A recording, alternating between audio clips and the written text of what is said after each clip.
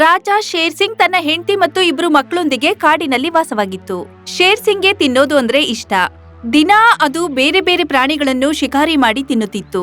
Share Singh ನ weakness ಅಂದ್ರೆ ಉಳಿದ ಊಟವನ್ನು ಕೂಡ ಅದು ಬೇರೆಯವರಿಗೆ ಕೊಡ್ತಿರ್ಲಿಲ್ಲ. ತನ್ನ ಹೆಂಡತಿ ಮಕ್ಕಳಿಗೂ ಕೊಡ್ತಾ ಇರ್ಲಿಲ್ಲ. ಶೇರ್ ಸಿಂಗ್ ಒಂದಿನ ಶಿಕಾರಿ ಮಾಡಿದ ಪ್ರಾಣಿ ತಿಂತಾ ಇರುತ್ತೆ. ಆಗ ಶೇರ್ನಿ ಮತ್ತು ಇಬ್ರು ಮಕ್ಕಳು ಬರ್ತಾರೆ. ಸ್ವಲ್ಪ ಕೇಳ್ರಿ, ಇವತ್ತು ನನ್ನ ಆರೋಗ್ಯ ಸರಿ ಇಲ್ಲ, ಹಾಗಾಗಿ ಶಿಕಾರಿ ಮಾಡೋದಕ್ಕೆ ನಮ್ ಮಕ್ಳು ಹೋಗಿದ್ರು. ಆದ್ರೆ ಅವ್ರಿಗೆ ಶಿಕಾರಿ ಮಾಡೋಕ್ ಆಗ್ಲಿಲ್ಲ. ನೀವು ನಮ್ಗೆ ಸ್ವಲ್ಪ ಊಟ ಕೊಡ್ತೀರಾ? ಎಂದೂ ಇಲ್ಲ. 2-3 ದಿನ ಹಸುವಿನಿಂದ ಇದ್ರೆ ಬೇಟೆ ಆಡೋದನ್ನ ತಂತಾನೆ ಕಲಿತೀಯ. ಹೊರಟೋಗು ಇಲ್ಲಿಂದ. ಶೇರ್ನಿ ಕೋಪ ಮಾಡ್ಕೊಂಡು ತನ್ನ ಮಕ್ಳನ್ ಕರ್ಕೊಂಡು ಅಲ್ಲಿಂದ ಹೋಗುತ್ತೆ. ಜುನಾಗಢ್ನ ಈ ಕಾಡಿಗೆ ಬಹಳಷ್ಟು ಋಷಿ ಮುನಿಗಳು ತಪಸ್ ಮಾಡೋಕ್ ಬರ್ತಾರೆ. ಜಟಾಧಾರಿ ಬಾಬಾ ಕೂಡ ತಮ್ಮ ಶಿಷ್ಯರೊಂದಿಗೆ ಈ ಕಾಡಿನಲ್ಲಿ ತಪಸ್ ಮಾಡ್ತಾ ಇರ್ತಾರೆ. ಆಗ ಶೇರ್ನಿ ಮತ್ತು ಇಬ್ರು ಮಕ್ಳು ಅಲ್ಲಿ ಹೋಗ್ತಾ ಇರ್ತಾರೆ. ಆಗ ಆ ಗುರು ಶಿಷ್ಯರನ್ನು ನೋಡ್ತಾರೆ. ಅಮ್ಮ, ಅಲ್ ನೋಡಿ, ಇಬ್ರು ಮನುಷ್ಯರು ಕೂತಿದ್ದಾರೆ. ಅವರನ್ನೇ ಶಿಕಾರಿ ಮಾಡೋಣ ಬನ್ನಿ. ಹೌದು ಅಮ್ಮ, ಹಸಿವು ತುಂಬಾನೇ ಆಗಿದೆ. ಋಷಿ ಮುನಿಗಳು ತಪಸ್ ಮಾಡೋದನ್ನ ನೋಡಿ ಶೇರ್ನಿ ಹೇಳುತ್ತೆ, ಇಲ್ಲ ಮಕ್ಳೇ, ಅವರು ಋಷಿ ಮುನಿಗಳು, ಅವರನ್ನ ಸಾಯಿಸಬಾರ್ದು. ಅಮ್ಮ, ಈ ಋಷಿಗಳು ಅಂದ್ರೆ ಯಾರು? ಮಗ್ನೆ, ಋಷಿಗಳು ಸಮಾಜಕ್ಕೆ ಒಳ್ಳೆ ದಾರಿ ತೋರಿಸ್ತಾರೆ. ಧರ್ಮದ ದಾರಿಯಲ್ಲಿ ಹೇಗ್ ಹೋಗೋದು ಅಂತ ಕಲಿಸ್ತಾರೆ. ಅಮ್ಮ, ನೀವು ಯಾಕೆ ನಿಮ್ಮ ಕರ್ತವ್ಯ ಮರ್ತ್ಬಿಟ್ಟಿದ್ದೀರಿ? ನಮ್ಗೆ ಊಟ ಕೊಡ್ಸೋದು ನಿಮ್ ಕರ್ತವ್ಯ. ಊಟ ಎದುರುಗಡೆ ಇದ್ರು ಯಾಕೆ ನೀವು ನಮ್ಮನ್ನ ತಡಿತಿದ್ದೀರಾ? ನಾನ್ ನಿಮ್ಗೆ ಒಳ್ಳೇದನ್ನೇ ಬಯಸ್ತೀನಿ. ಊಟ ಅಂತೂ ಎಲ್ಲಾದ್ರೂ ಸಿಕ್ಕುತ್ತೆ. ಬನ್ನಿ. ಶೇರ್ಣಿಯ ಮಾತನ್ನು ಕೇಳಿ ಋಷಿಗಳು ಪ್ರಸನ್ನರಾಗ್ತಾರೆ. ನಂತರ ಶೇರ್ಣಿಗೆ ಹೇಳ್ತಾರೆ, ನೀನು ಒಂದು ಒಳ್ಳೆ ತಾಯಿ. ನಿನಗೆ ಎಂದೂ ಸಂಕಟ ಬಂದಾಗ ನನ್ನನ್ನು ನೆನಪು ಮಾಡು, ನಾನ್ ನಿನಗೆ ಸಹಾಯ ಮಾಡ್ತೀನಿ. ಶೇರ್ ಮಾರನೇ ದಿನ ಅದೇ ಜಾಗಕ್ಕೆ ಬರುತ್ತೆ. ಮತ್ತೆ ಗುರು ಶಿಷ್ಯ ಇಬ್ರನ್ನು ನೋಡುತ್ತೆ. ಅರೆ ವಾ, ಎಷ್ಟೋ ದಿನ ಆದ್ಮೇಲೆ ಮನುಷ್ಯನ್ ದೇಹದ ಮಾಂಸ ತಿನ್ನೋ ಅವಕಾಶ ಸಿಕ್ಕಿದೆ. ಶೇರ್ ಸಿಂಗ್ ನ ಧ್ವನಿ ಕೇಳಿದ ಕೂಡ್ಲೆ ಗುರು ಶಿಷ್ಯರು ಕಣ್ಣನ್ನು ಬಿಡ್ತಾರೆ. ಯಾರೋ ಸರಿಯಾಗಿ ಹೇಳಿದ್ದಾರೆ, ಮೇಲ್ನೋನು ಕೊಡಕ್ ಶುರು ಮಾಡಿದ್ರೆ ನಿಲ್ಸೋದೇ ಇಲ್ಲ ಅಂತ. ನನಗೆ ಒಂದು ಬೇಟೆ ಬೇಕಿತ್ತು, ಆದ್ರೆ ಅವನು ನನಗೆ 2 ಬೇಟೆ ಕೊಟ್ಬಿಟ್ಟ. ಹೇಳಿ ಮನುಷ್ಯರೇ, ನಿಮ್ಮಿಬ್ರಲ್ಲಿ ಯಾರು ನಾನು ಫಸ್ಟ್ ಆಹಾರ ಮಾಡ್ಕೊಳ್ಳಿ? ಅಲ್ಲೇ ನಿಲ್ಲು ಪ್ರಾಣಿ, ನಿನಗಿನ್ನೂ ನನ್ ಬಗ್ಗೆ ಗೊತ್ತಿಲ್ಲ. ನಾನ್ ಯಾರು ಅಂತ ನಿನಗೂ ಗೊತ್ತಿಲ್ಲ. ನಾನು ಈ ಕಾಡಿನ ರಾಜ. ಅಂದಾಗೆ ನಾನೊಬ್ಬ ತಪಸ್ವಿ. ನಿನ್ನಂತ ಹಲವು ರಾಜರು ನನ್ನ ಕಾಲಿಗೆ ಬೀಳೋಕ್ ಬರ್ತಾರೆ. ಬರ್ತಿರ್ಬಹುದು, ಆದ್ರೆ ಅವ್ರಿಗೆ ನೀನು ಆಶೀರ್ವಾದ ಬಿಟ್ಟು ಬೇರೆ ಏನ್ ಕೊಡೋಕ್ ಸಾಧ್ಯ? ಹಸಿವಿನಿಂದ ಇದ್ದವ್ರಿಗೆ ಆಹಾರ ಕೊಡಕ್ಕಾಗತ್ತಾ? ಇಲ್ಲ ತಾನೆ? ನೋಡು ಮಹಾರಾಜ, ಹಸಿವು ಏನಂದ್ರೆ ಅದನ್ನ ಇಂಗಿಸ್ಬೇಕು ಅಂದ್ರೆ ಹಸಿದವನು ಏನಾದ್ರೂ ಮಾಡ್ಲೇಬೇಕು. ಯಾವ ತರ ನಾನ್ ನಿನ್ನ ಬೇಟೆ ಆಡಿ ನಾನು ಹಸಿವಿನ ಇಂಗಿಸ್ತೀನಿ? ನಿಲ್ಲು. ನನ್ನ ಗುರುಗಳು ನನ್ನ ದೇವರ ಸಮಾನ. ಅವರನ್ನು ಬೇಟೆ ಆಡುವುದು ನಾನು ನೋಡೋಕ್ ಸಾಧ್ಯ ಇಲ್ಲ. ಅದಕ್ಕಾಗಿ ಮೊದಲು ನನ್ನನ್ನು ಸಾಯಿಸು. ನೀವು ಮನುಷ್ಯರು ತುಂಬಾನೇ ಇಮೋಷನಲ್ ಆಗಿರ್ತೀರಾ. ಪ್ರಾಣ ಕೊಡಕ್ಕೆ ಯಾವಾಗ್ಲೂ ತಯಾರಾಗಿರ್ತೀರಾ. ಅಂದಾಗೆ ಮೊದ್ಲೇ ನಾವು ಪ್ರಾಣಿಗಳು. ಮೊದ್ಲು ನಾನ್ ನಿನ್ ತಿಂದ್ರು ಅಥವಾ ಇವನನ್ ತಿಂದ್ರು ಏನು ಬದಲಾವಣೆ ಇಲ್ಲ. ಶೇರ್ ಸಿಂಗ್ ಗರ್ಜನೆ ಮಾಡೋದ ಶಿಷ್ಯನ ಮೇಲೆ ಹಲ್ಲೆ ಮಾಡುತ್ತೆ. ಮತ್ತೆ ಶಿಷ್ಯನನ್ನು ತನ್ನ ಭೋಜನವನ್ನಾಗಿ ಮಾಡುತ್ತೆ. ಮತ್ತೆ ಗುರುಗಳಿಗೆ ಹೇಳುತ್ತೆ, ಇವತ್ತು ನನ್ ಹೊಟ್ಟೆ ತುಂಬಿದೆ. ಇವತ್ತು ನಾನ್ ನಿನ್ ಕೊಲ್ಲಲ್ಲ ಮಾನವ. ನಾಳೆ ನನಗೆ ಪುನಃ ಹೊಟ್ಟೆ ಹಸಿಯುತ್ತೆ, ಆಗ ಬರ್ತೀನಿ. ಆಗ ನಿನ್ನನ್ನು ಕೊಂದು ನನ್ನ ಹಸಿವಿನ ಇಂಗಿಸ್ತೀನಿ. ತಪ್ಪು. ಇನ್ಮೇಲೆ ನಿನ್ ಹಸಿವು ಯಾವಾಗ್ಲೂ ಹಿಂಗೋಲ್ಲ. ನೀನ್ ಎಷ್ಟೇ ತಿಂದ್ರು ನೀನ್ ಹಸಿವಿನಿಂದಲೇ ಇರ್ತೀಯ. ಇದು ಈ ಸನ್ಯಾಸಿಯ ಶಾಪ. ನೀನ್ ಎಷ್ಟೇ ತಿಂದ್ರು ಹಸಿವಿನಿಂದಲೇ ಇರ್ತೀಯ. ನೀನ್ ಎಷ್ಟೇ ತಿಂದ್ರು ಹಸಿವಿನಿಂದಲೇ ಇರ್ತೀಯ. ಶಾಪ ಕೊಟ್ಟಿದ್ದಕ್ಕಾಗಿ ಶೇರ್ ಸಿಂಗ್ಗೆ ಋಷಿ ಮೇಲೆ ಕೋಪ ಬರುತ್ತೆ. ಸನ್ಯಾಸಿ, ನನಗೆ ಶಾಪ ಕೊಟ್ಟು ನಿನ್ನ ದೊಡ್ಡ ತಪ್ಪು ಮಾಡ್ಬಿಟ್ಟಿದ್ದಿ. ಹೇಳ್ಬೇಕು ಅಂದ್ರೆ ನಾನು ನಿನ್ನ ನಾಳೆ ಕೊಲ್ತಿದ್ದೆ, ಆದ್ರೆ ಈಗ ನಾನು ಇವತ್ತೇ ಸಾಯಿಸ್ತೀನಿ. ಶೇರ್ ಸಿಂಗ್ ಹಾರದ ಋಷಿಗಳ ಮೇಲೆ ಬೀಳುತ್ತೆ. ಆದ್ರೆ ಅದೇ ಸಮಯಕ್ಕೆ ಸರಿಯಾಗಿ ಋಷಿಗಳು ಅಂತರ್ಯಾಮಿಯಾಗ್ತಾರೆ. ಅರೆ, ಈ ಸನ್ಯಾಸಿಯಲ್ಲಿ ಮಾಯಾಗೋದ? ಇಲ್ಲೇ ಇದ್ನಲ್ಲ. ಮರುದಿನ ಬೆಳಗ್ಗೆ ಶೇರ್ ಸಿಂಗ್ ತನ್ನ ಪತ್ನಿಗೆ ಹೇಳುತ್ತೆ, ಕೇಳು ಮಹಾರಾಣಿ, ಇವತ್ತು ಹೊಟ್ಟೆಲಿ ಏನೋ ತೊಂದರೆ ಆಗ್ತಿದೆ. ಹಸಿವು ತುಂಬಾನೇ ಹೆಚ್ಚಾಗ್ತಿದೆ. ಇವತ್ತು ನಾನು ಬೇಗ ಭೇಟಿ ಆಡೋಕ್ ಹೋಗ್ತಾ ಇದ್ದೀನಿ. ನೀವೆಲ್ರೂ ನಿಮ್ ಹೊಟ್ಟೆ ತುಂಬಿಸ್ಕೊಳ್ಳಿ. ಶೇರ್ ಸಿಂಗ್ ತನ್ನ ಹಸಿವನ್ನು ನೀಗ್ಸೋದಕ್ಕೆ ಜಿಂಕೆಯನ್ನು ಶಿಕಾರಿ ಮಾಡಿ ತಿನ್ನುತ್ತೆ. ಆದ್ರೆ ಋಷಿಗಳ ಶಾಪದಿಂದ ಹೊಟ್ಟೆ ಹಸಿವು ಹೋಗೋದೇ ಇಲ್ಲ. ಅರೆ, ಇದೇನು? ಈಗ ತಾನೇ ನಾನು ಜಿಂಕೆ ಕೊಂದು ಸಾಯಿಸಿದ್ದೀನಿ, ಆದ್ರೂ ಹೊಟ್ಟೆ ಹಸಿತಿದೆ. ನನ್ಗೇನಾಗ್ತಿದೆ ಗೊತ್ತಾಗ್ತಾನೆ ಇಲ್ವಲ್ಲ. ಮತ್ತೊಮ್ಮೆ ಶೇರ್ ಸಿಂಗ್ ಶಿಕಾರಿ ಮಾಡ್ಕೊಂಡು ತಿನ್ನುತ್ತೆ. ಆದರೂ ಹಸಿವು ನೀಗಲಿಲ್ಲ. ಮತ್ತೆ ಹಸಿವಾಗಿದ್ರಿಂದ ಮತ್ತೊಮ್ಮೆ ಶಿಕಾರಿ ಮಾಡ್ಕೊಂಡು ತಿನ್ನುತ್ತೆ. ಆದ್ರೂ ಏನೂ ಪ್ರಯೋಜನವಾಗ್ಲಿಲ್ಲ. ಶೇರ್ ಸಿಂಗ್ಗೆ ಹಸಿವಾಗ್ತಾನೇ ಇರುತ್ತೆ. ಒಂದ್ ವೇಳೆ ಆ ಸನ್ಯಾಸಿಯ ಶಾಪ ನಿಜವಾಗ್ಲೂ ತಟ್ಟಿಲ್ಲ ತಾನೆ? ರಾತ್ರಿ ಮನೆಗೆ ಹೋದಾಗ ಮಕ್ಕಳು ಅವರಿಗಾಗಿ ಕಾಯ್ತಾ ಇರ್ತಾರೆ. ಅಪ್ಪ, ಇವತ್ತು ನಾನೇ ಶಿಕಾರಿ ಮಾಡ್ಕೊಂಡು ನಾನು ಹೊಟ್ಟೆ ತುಂಬಿಸ್ಕೊಂಡೆ. ಹೌದು ಅಪ್ಪಾಜಿ, ಅಮ್ಮ ಬೇಟೆನ ಓಡಾಡ್ಸಿ ಸುಸ್ತು ಮಾಡ್ಬಿಡ್ತು. ಆಮೇಲೆ ಅಣ್ಣ ಕೊಂದ್ಬಿಟ್ಟ. ಮಕ್ಕಳು ಮೊದಲನೇ ಬಾರಿ ಶಿಕಾರಿ ಮಾಡಿದ್ದನ್ನು ಕೇಳಿ ಕೂಡ ಶೇರ್ ಸಿಂಗ್ಗೆ ಖುಷಿ ಆಗ್ಲಿಲ್ಲ. ಇದನ್ ನೋಡಿ ಶೇರ್ಣಿ ಹೇಳುತ್ತೆ, ಏನಾಯ್ತ್ರಿ ನಿಮ್ಗೆ? ಯಾಕೋ ಚಿಂತೆಯಲ್ಲಿದ್ದೀರಿ?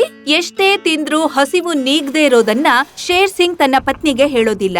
ಮತ್ತೆ ಮರುದಿನ ಶಿಕಾರಿಗಾಗಿ ಹೊರಡುತ್ತೆ. ಈ ದಿನ ಕೂಡ ಅದೇ ರೀತಿ ಆಯ್ತು. ಶೇರ್ ಸಿಂಗ್ ಎಷ್ಟೇ ಬಾರಿ ಶಿಕಾರಿ ಮಾಡ್ಕೊಂಡು ತಿಂದ್ರು ಹೊಟ್ಟೆ ಹಸುವು ನೀಗೋದೇ ಇಲ್ಲ. ಮತ್ತೆ ಶೇರ್ ಸಿಂಗ್ ಉದಾಸೀನದಿಂದ ಮನೆಗೆ ಬರುತ್ತೆ. ಶೇರ್ ಸಿಂಗ್ ಬೇಜಾರಾಗಿರೋದನ್ನ ನೋಡಿ ಶೇರ್ಣಿ ಹೇಳುತ್ತೆ, ಏನಾಯ್ತ್ರಿ? ಇವತ್ತೂ ಕೂಡ ಶಿಕಾರಿ ಸಿಕ್ಲಿಲ್ವಾ? ಹಾಗೇನೂ ಇಲ್ಲ ಮಹಾರಾಣಿ. ಮತ್ತೇನಾಯ್ತ್ರಿ? ನನ್ಗಾದ್ರೂ ಹೇಳಿ. ನಂತರ ಶೇರ್ ಸಿಂಗ್ ಶಿಷ್ಯನನ್ನು ಶಿಕಾರಿ ಮಾಡೋದ್ರಿಂದ ಹಿಡಿದು ಸನ್ಯಾಸಿ ಅವರಿಗೆ ಶಾಪ ಕೊಟ್ಟಿದ್ದನ್ನು ಮತ್ತೆ ಎಷ್ಟೇ ಶಿಕಾರಿ ಮಾಡ್ಕೊಂಡು ತಿಂದ್ರು ಹೊಟ್ಟೆ ಹಸ್ವ ಹಾಗೆ ಇರುತ್ತೆ ಇದನ್ನ ಶೇರ್ಣಿಗೆ ಹೇಳುತ್ತೆ. ಇದನ್ ಕೇಳಿ ಶೇರ್ಣಿಗೆ ದುಃಖವಾಗುತ್ತೆ. ಅಯ್ಯೋ ದೇವ್ರೇ, ಇದೇನ್ ಮಾಡಿದ್ರಿ ನೀವು? ತಿನ್ನೋದಕ್ಕಾಗಿ ಋಷಿಗಳನ್ನೇ ಸಾಯಿಸ್ಬಿಟ್ರಾ? ನಂತರ ಶೇರ್ಣಿಗೆ ಗುರುಗಳು ಕೊಟ್ಟ ವಚನ ನೆನ್ಪಾಗುತ್ತೆ. कभी भी तुम पर कष्ट आए तो मुझे याद करना, मैं अवश्य तुम्हारी मदद करूंगा. ನೀವು ಚಿಂತೆ ಮಾಡಬೇಡಿ, ನಿಮ್ ಕಷ್ಟಕ್ಕೆ ಪರಿಹಾರ ಇದೆ ನನ್ ಬಳಿ. ಮರುದಿನ ಶೇರ್ಣಿ ನದಿ ದಂಡೆಯ ಮೇಲೆ ಪವಿತ್ರ ಸ್ಥಳದಲ್ಲಿ ಋಷಿಗಳನ್ನು ಧ್ಯಾನಿಸುತ್ತಾ, ಗುರುಗಳೇ, ಮಹಾತ್ಮರೇ, ನೀವು ನನಗೆ ವಚನ ನೀಡಿದ್ರಿ, ಕಷ್ಟದಲ್ಲಿ ನಾನ್ ನಿಮ್ಗೆ ಸಹಾಯ ಮಾಡ್ತೀನಿ ಅಂತ. ನನಗೆ ಅವಶ್ಯಕತೆ ಇದೆ ಪ್ರಭು, ದಯವಿಟ್ಟು ಪ್ರತ್ಯಕ್ಷರಾಗಿ. ಹೇಳು ಮಹಾರಾಣಿ, ನನ್ನಿಂದ ಏನ್ ಸಹಾಯ ಆಗ್ಬೇಕು ಅಂತ? ಗುರುಗಳೇ, ನೀವು ಶಾಪ ಕೊಟ್ಟಿದ್ದೀರಲ್ಲ, ಅವರು ನನ್ನ ಪತಿ. ದಯಮಾಡಿ ಅವರನ್ನು ಶಾಪ ಮುಕ್ತರನ್ನಾಗಿ ಮಾಡಿ. ಇದು ಸಾಧ್ಯವಿಲ್ಲ. ಅವನು ನನ್ನ ಶಿಷ್ಯನನ್ನು ಕೊಂದ್ಬಿಟ್ಟ. ನೀವು ನನಗೆ ವಚನ ನೀಡಿದ್ರಿ. ಆ ವಚನನ ನಾನು ಮುರಿತೀನಿ. ಹಾಗೆ ಹೇಳ್ಬೇಡಿ ಗುರುಗಳೇ. ನಿಮ್ಮ ಶಿಷ್ಯರ ಬದ್ಲಿಗೆ ನೀವು ನನ್ನ ಜೀವ ತಗೊಳ್ಳಿ, ಆದ್ರೆ ನನ್ನ ಅಪ್ಪನನ್ನು ಕ್ಷಮಿಸ್ಬಿಡಿ. ಹೌದು ಗುರುಗಳೇ, ಬೇಕಾದ್ರೆ ನಮ್ಮಿಬ್ರನ್ನು ನೀವು ಕೊಂದ್ಬಿಡಿ, ಆದ್ರೆ ನಮ್ ತಂದೆನ ಬಿಟ್ಬಿಡಿ. ಮಕ್ಕಳ ಮಾತನ್ನು ಕೇಳಿ ಗುರುಗಳು ತನ್ನ ಮನಸ್ಸನ್ನು ಬದಲಾಯಿಸ್ತಾರೆ ಮತ್ತೆ ಶೇರ್ ಸಿಂಗ್ ನನ್ನು ಕ್ಷಮಿಸೋದಕ್ಕೆ ಒಪ್ಕೋತಾರೆ. ನೋಡು ಮಹಾರಾಣಿ, ನಾನು ಪಾಪಿ ಸಿಂಹನನ್ನ ಈ ಶಾಪದಿಂದ ಮುಕ್ತ ಮಾಡಬಹುದು, ಆದ್ರೆ ಇದಕ್ಕಾಗಿ ಬೇರೆಯೊಬ್ಬರ ಸಹಾಯ ತಗೋಬೇಕಾಗುತ್ತೆ. ನೀವು ಯಾರ್ದಾದ್ರೂ ಸಹಾಯ ತಗೊಂಡು ನನ್ನ ತಂದೆಯನ್ನು ಕಾಪಾಡಿ ಗುರುಗಳೇ. ಸರಿ ಆಗಲಿ. ಸರಿ ಎಂದು ಹೇಳಿ ಗುರುಗಳು ತನ್ನ ಕೈಯನ್ನು ಮೇಲೆ ಮಾಡಿ ಹೇಳ್ತಾರೆ, ಹೇ ತಾಯಿ, ಹೇ ಜಗದಾಂಬೆ, ಪ್ರಕಟವಾಗು. ತಾಯಿ, ಒಬ್ಬ ಪಾಪಿನ ಶಾಪದಿಂದ ಮುಕ್ತ ಮಾಡೋಕೆ ನಿಮ್ಮ ಸಹಾಯ ಬೇಕು ನನಗೆ. ಖಂಡಿತ ಗುರುದೇವ. ಆ ಪಾಪಿ ಯಾರು? ಅವನು ಯಾವ ಪಾಪ ಮಾಡಿದ್ದಾನೆ ಅದನ್ ನನ್ಗೆ ಹೇಳಿ. ಮಾತಾಯಿ, ಅವನೊಬ್ಬ ಸಿಂಹ. ಅವನು ನನ್ನ ಶಿಷ್ಯನನ್ನ ಕೊಂದ್ಬಿಟ್ಟಿದ್ದಾನೆ. ಏನು, ನಿನ್ನ ಶಿಷ್ಯನನ್ನು ಹತ್ಯೆ ಮಾಡಿದವರಿಗೆ ಶಾಪ ಮುಕ್ತನನ್ನಾಗಿ ಮಾಡಿರಾ? ಹೌದು ತಾಯಿ, ಇವರು ಆ ಸಿಂಹನ ಹೆಂಡತಿ ಮಕ್ಕಳು. ಆ ಪಾಪಿಯ ಶಿಕ್ಷಣ ನಾನು ಇವ್ರಿಗೆ ಕೊಡೋಕಾಗಲ್ಲ, ಅದಕ್ಕಾಗಿ ಇವ್ರ ಮೇಲೆ ಕರುಣೆ ತೋರಿಸಿ ಅಮ್ಮ. ಸರಿ ಗುರುದೇವ್ರೆ, ನನ್ಗೆ ಹೇಳಿ, ನೀವ್ ಅವರಿಗೆ ಯಾವ ಶಾಪ ಕೊಟ್ಟಿದ್ದೀರಿ? ನನ್ನ ಶಿಷ್ಯನ ಕೊಂದು ಸಾಯಿಸಿರೋದಕ್ಕೆ ಅವನಿಗೆ ನಾನು ಶಾಪ ಕೊಟ್ಟಿದ್ದೆ. ನೀನ್ ಎಷ್ಟೇ ತಿಂದ್ರು ಹಸಿವಿನಿಂದಲೇ ಇರ್ತೀಯ ಅಂತ. ಮತ್ತೆ ಆಗಿನಿಂದ ಶೇರ್ ಸಿಂಗ್ಗೆ ಎಷ್ಟೇ ತಿಂದ್ರೂ ಹಸಿವು ನೀಗೋದೇ ಇಲ್ಲ. ಸರಿ, ನನ್ನ ಹಾಲನ್ನು ಕುಡಿದ ಕೂಡ್ಲೆ ಅವನ ಹೊಟ್ಟೆ ಸರಿಯಾಗುತ್ತೆ ಮತ್ತೆ ಶಾಪದಿಂದ ಮುಕ್ತಿ ಸಿಗುತ್ತೆ. ಆದ್ರೆ ನನ್ನದೊಂದು ಷರತ್ತಿದೆ. ನೀವೇನೇ ಹೇಳಿದ್ರು ಅದನ್ ಪಾಲಿಸ್ತೀವಿ ತಾಯಿ. ಎಲ್ಲಿವರೆಗೆ ಅವ್ನ್ ನನ್ನನ್ನ ಸಂತೋಷ ಪಡಿಸಲ್ವೋ ಅಲ್ಲಿವರೆಗೆ ನಾನು ಹಾಲ್ ಕೊಡಲ್ಲ. ಮತ್ತೆ ನನ್ನ ಹಾಲ್ ಕುಡಿಯೋದಕ್ಕೆ 3 ಒಳ್ಳೆ ಕೆಲ್ಸಗಳನ್ನ ಮಾಡ್ಬೇಕು. ಯಾವಾಗ ಅವನು ನನ್ನನ್ನು ಸಂತೋಷ ಪಡಿಸಿ ನನ್ನ ಹಾಲ್ ಕುಡಿತಾನೋ ಆ ದಿನ ಶಾಪದಿಂದ ಮುಕ್ತಿಯಾಗುತ್ತೆ. ಶೇರ್ನಿ ಮತ್ತು ಅವರ 2 ಮಕ್ಕಳು ಶೇರ್ ಸಿಂಗ್ ನ ಬಳಿ ಬಂದು ಶಾಪದಿಂದ ಮುಕ್ತಿಯಾಗೋದಕ್ಕೆ ಗೋಮಾತೆ ಹೇಳಿದ ಮಾತನ್ನು ಶೇರ್ ಸಿಂಗ್ಗೆ ಹೇಳ್ತಾರೆ. ನಾನು ಎಲ್ಲವನ್ನು ಮಾಡೋಕ್ ಸಿದ್ಧನಿದ್ದೇನೆ. ಹೇಗಾದ್ರೂ ಮಾಡಿ ನನ್ನನ್ನು ಈ ಶಾಪದಿಂದ ಮುಕ್ತಿ ಮಾಡಿ. ತಾಯಿ ಪ್ರತ್ಯಕ್ಷರಾಗಿ, ಮಹಾತಾಯಿ, ನಿಮ್ಮನ್ನು ಸಂತೋಷವಾಗಿರಿಸಲು ಬರೀ 3 ಕೆಲ್ಸ ಅಲ್ಲ, ಎಲ್ಲ ಒಳ್ಳೆ ಕೆಲ್ಸನೇ ಮಾಡ್ತೀನಿ, ಆದ್ರೆ ನನ್ನನ್ನು ಶಾಪದಿಂದ ಮುಕ್ತಿ ಮಾಡಿ. ತಥಾಸ್ತು. ನಂತರ ಶೇರ್ ಸಿಂಗ್ ಗೋಮಾತೆಯನ್ನು ಖುಷಿ ಪಡಿಸಲು ಒಳ್ಳೆ ಕೆಲಸ ಮಾಡೋದಕ್ಕೆ ಶುರು ಮಾಡುತ್ತೆ. ಶೇರ್ ಸಿಂಗ್ ಬಹಳಷ್ಟು ಒಳ್ಳೆ ಕೆಲಸ ಮಾಡುತ್ತೆ, ಆದ್ರೂ ಗೋಮಾತೆಗೆ ಖುಷಿ ಆಗ್ಲಿಲ್ಲ. ತಾಯಿ, ಬರೀ 3 ಒಳ್ಳೆ ಕೆಲ್ಸ ಅಲ್ದೆ ಎಲ್ಲ ಒಳ್ಳೆ ಕೆಲ್ಸನೇ ಮಾಡ್ತಾ ಇದ್ದೀನಿ, ಆದ್ರೂ ಸಂತೋಷವಾಗಿ ಹಾಲ್ ಕೊಡ್ತಾ ಇಲ್ಲ ನೀನು. ಯಾಕೆ ತಾಯಿ? ನನ್ನನ್ನು ಖುಷಿ ಪಡಿಸೋದಕ್ಕೆ ನೀನು ಎಷ್ಟು ದೊಡ್ಡ ಅಪರಾಧ ಮಾಡಿದೀಯೋ ಅಷ್ಟೇ ದೊಡ್ಡ ಕೆಲಸ ಮಾಡ್ಬೇಕಾಗುತ್ತೆ, ಆಗ ನನಗೆ ಸಂತೋಷವಾಗುತ್ತೆ. ನಂತರ ಶೇರ್ ಸಿಂಗ್ ಮತ್ತೆ ಒಳ್ಳೆ ಕೆಲಸ ಮಾಡುತ್ತೆ. ಮಧ್ಯಾಹ್ನದ ಸಮಯದಲ್ಲಿ ಬಿಸಿಲಿನಲ್ಲಿ ಹಸುವಿನ ಕರು ಒಂದು ನದಿಯಲ್ಲಿ ನೀರ್ ಕುಡಿಯಕ್ ಹೋಗುತ್ತೆ. ಆಗ ಅಲ್ಲಿಗೊಂದು ಮೊಸಳೆ ಬಂದು ಹಿಡ್ಕೊಬಿಡುತ್ತೆ. ಇದನ್ ನೋಡಿ ಶೇರ್ ಸಿಂಗ್ ಮೊಸಳೆ ಜೊತೆ ಹೋರಾಡಿ ಕರುವನ್ನು ಕಾಪಾಡುತ್ತೆ. ಇದನ್ ನೋಡಿ ಗೋಮಾತೆಗೆ ಖುಷಿ ಆಗುತ್ತೆ. ಈಗ ಇನ್ನೆರಡು ಬಾರಿ ನನಗೆ ಖುಷಿ ಪಡಿಸು, ಆಗ ನಾನ್ ನಿನ್ಗೆ ಹಾಲ್ ಕೊಡ್ತೀನಿ. ಸಂಜೆ ಟೈಮ್ ಅಲ್ಲಿ ಶೇರ್ ಸಿಂಗ್ಗೆ ತುಂಬಾ ಹಸಿವಾಗಿರುತ್ತೆ. ಆಗ ಒಂದು ಜಿಂಕೆಯನ್ನು ಶಿಕಾರಿ ಮಾಡಿ ತಿನ್ನೋಕ್ ಹೋಗುತ್ತೆ. ಆಗ ಅಲ್ಲೊಂದು ನಾಯಿ ಚಿರತೆಗೊಂಡಿರುತ್ತೆ. ಆ ನಾಯಿ ಶೇರ್ ಸಿಂಗ್ಗೆ ಹೇಳುತ್ತೆ, ಮಹಾರಾಜ, ನಾನು ಅನಾರೋಗ್ಯದಿಂದ ವಯಸ್ಸಾಗಿರೋದ್ರಿಂದ ಬೇಟೆ ಆಡೋಕ್ ಆಗ್ತಾ ಇಲ್ಲ. ನನ್ಗೆ ಆಹಾರ ಕೊಡ್ತೀಯಾ? ಒಂದ್ ವೇಳೆ ಈ ಊಟನ ನಾನ್ ಮಾಡ್ತಿದ್ರೆ ನಾನ್ ಸತ್ತೋಗ್ತೀನಿ. ಈಗ ನೀನೇ ಹೇಳು ನಾನೇನ್ ಮಾಡ್ಲಿ ಅಂತ. ನಾನು ಅನಾರೋಗ್ಯದಿಂದ ನರಳ್ತಿದ್ದೀನಿ. ನೀನು ನನ್ಗೆ ಸಹಾಯ ಮಾಡ್ಲೇಬೇಕು. ನೀನ್ ಒಂದ್ ವೇಳೆ ಸಹಾಯ ಮಾಡಿದ್ರೆ ತುಂಬಾ ಆಶೀರ್ವಾದ ಕೊಡ್ತೀನಿ. ತನಗೆ ಹಸಿವಾಗಿದ್ರು ಕೂಡ ಶೇರ್ ಸಿಂಗ್ ಈ ವಯಸ್ಸಾದ ನಾಯಿಗೆ ಶೇರ್ ಸಿಂಗ್ ತನ್ನ ಊಟವನ್ನು ಕೊಡುತ್ತೆ. ತಗೋ, ನಿನ್ನ ಹಸಿವಿನ ಹಿಂಗುಸ್ಕೋ, ನಾನು ಬೇರೆ ಬೇಟೆ ಆಡ್ತೀನಿ. ಶೇರ್ ಸಿಂಗ್ ನ ಈ ಒಳ್ಳೆ ಕೆಲಸ ನೋಡಿ ಗೋಮಾತೆಗೆ ಇನ್ನೂ ಖುಷಿಯಾಗುತ್ತೆ. ತನ್ನ ಹಸಿವನ್ನು ನೀಗ್ಸೋದಕ್ಕೆ ಶೇರ್ ಸಿಂಗ್ ಇನ್ನೆಲ್ಲೋ ಹೋಗುತ್ತೆ. ಆದ್ರೆ ಎಲ್ಲೂ ಶಿಕಾರಿ ಮಾಡೋಕ್ ಸಿಗೋದೇ ಇಲ್ಲ. ಆದ್ರೆ ಇದ್ದಕ್ಕಿದ್ದಂತೆ ಅಲ್ಲೊಂದು ಜಿಂಕೆ ಮರಿ ಕಾಣುತ್ತೆ. ಶೇರ್ ಸಿಂಗ್ ಶಿಕಾರಿ ಮಾಡೋಕೆ ಮುಂದೆ ಬರುತ್ತೆ. ಜಿಂಕೆ ಮರಿ ಶೇರ್ ಸಿಂಗ್ ನನ್ನು ನೋಡಿ ಭಯ ಪಡುತ್ತೆ. ನನ್ನನ್ನು ಸಾಯಿಸ್ಬೇಡಿ ಶೇರ್ ಸಿಂಗ್, ನನ್ನನ್ನು ಸಾಯಿಸ್ಬೇಡಿ, ನಾನಿನ್ನೂ ಮಗು. ನೀನು ಮಗು, ಆದ್ರೆ ನನಗೆ ತುಂಬಾ ಹಸಿವಾಗಿದೆ. ಅದಲ್ದೆ ಬೇರೆ ಯಾವ ಬೇಟೆನೂ ಸಿಕ್ತಿಲ್ಲ. ನಿನ್ನನ್ನು ಕೊಂದೇ ನಾನು ಹಸಿವಿನ ಹಿಂಗಿಸ್ಕೋಬೇಕು.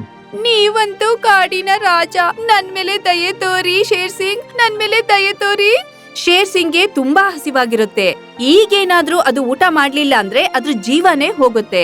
ತನ್ನ ಜೀವವನ್ನು ಉಳಿಸ್ಕೊಳ್ಳೋದಕ್ಕೆ ಜಿಂಕೆ ಮರಿಯನ್ನು ಶಿಕಾರಿ ಮಾಡೋಕೆ ಮುಂದೆ ಬರುತ್ತೆ. ಆಗ ಜಿಂಕೆ ಮರಿ ಹೇಳುತ್ತೆ, ಶೇರ್ ಸಿಂಗ್, ಇವತ್ತೇ ನನ್ ತಂದೆನ ಯಾರೋ ಸಾಯಿಸಿ ನನ್ನನ್ನು ಅನಾಥನನ್ನಾಗಿ ಮಾಡಿದ್ದಾರೆ. ಇವತ್ ನೀ ನನ್ನ ಬಿಟ್ರು ನಾಳೆ ನನ್ನನ್ನು ಯಾರೋ ಸಾಯಿಸ್ತಾರೆ. ಹಾಗಾಗಿ ನೀವೇ ನನ್ನನ್ನ ಸಾಯಿಸ್ಬಿಡಿ. ಜಿಂಕೆ ಮರಿಯ ಮಾತನ್ನು ಕೇಳಿ ಶೇರ್ ಸಿಂಗ್ ನ ಮನಸ್ಸು ಕರಗುತ್ತೆ. ಮತ್ತದು ಯೋಚಿಸುತ್ತೆ, ಕೆಲವು ಸಮಯದ ಹಿಂದೆ ಇವಳ ತಂದೆನ ನಾನೇ ಕೊಂದಿದ್ದು. ಈಗ ನಾನು ಈ ಅನಾಥೆನ ಕೊಂದು ಇನ್ನು ಪಾಪ ಮಾಡೋಕ್ ತಯಾರಿಲ್ಲ. ಹೋಗು ಮಗಳೇ, ನಿನ್ ಜೀವನ ನೀನ್ ಜೀವಿಸ್ಕೋ. ನನ್ನ ಹಸಿವು ನಿನ್ ಜೀವಕ್ಕಿಂತ ದೊಡ್ಡದೇನಲ್ಲ. ಶೇರ್ ಸಿಂಗ್ ಜಿಂಕೆ ಮರಿಯನ್ನು ಬಿಟ್ಬಿಡುತ್ತೆ. ಇದನ್ ನೋಡಿ ಗೋಮಾತೆಗೆ ತುಂಬಾ ಖುಷಿಯಾಗುತ್ತೆ. ಶೇರ್ ಸಿಂಗ್, ನಿನ್ನ ಕೆಲ್ಸದಿಂದ ನಾನು ಪ್ರಸನ್ನಳಾಗಿದ್ದೇನೆ. ಬಾ, ನನ್ನ ಹಾಲ್ ಕುಡಿ. ಶೇರ್ ಸಿಂಗ್ ಈ ಚಮತ್ಕಾರಿ ಹಸುವಿನ ಹಾಲ್ ಕುಡಿದ್ ಕೂಡ್ಲೆ ಋಷಿ ಮುನಿಗಳ ಶಾಪದಿಂದ ಮುಕ್ತಿ ಸಿಗುತ್ತೆ. ಅರೆ ವಾ, ನನ್ನ ಹಸಿವು ಹಿಂಗೋಯ್ತು. ನೋಡು ಮಹಾರಾಣಿ, ನಾನು ಹುಷಾರಾಗ್ಬಿಟ್ಟೆ. ನೋಡಿ ಮಗಳೇ. ಶೇರ್ ಸಿಂಗ್ ಶಾಪ ಮುಕ್ತನಾಗಿದ್ದನ್ನು ನೋಡಿ ಶೇರ್ಣಿ ಗೋಮಾತೆಗೆ ಹೇಳುತ್ತೆ, ಗೋಮಾತೆ, ನಿಮಗೆ ಧನ್ಯವಾದ, ಒಳ್ಳೆಯದಾಗ್ಲಿ. ಮರುದಿನ ಶೇರ್ ಸಿಂಗ್ ತನ್ನ ಪರಿವಾರದೊಂದಿಗೆ ಗುರುಗಳ ಬಳಿ ಬರುತ್ತೆ. ಧನ್ಯವಾದ ಗುರುಗಳೇ, ಒಳ್ಳೇದಾಗ್ಲಿ.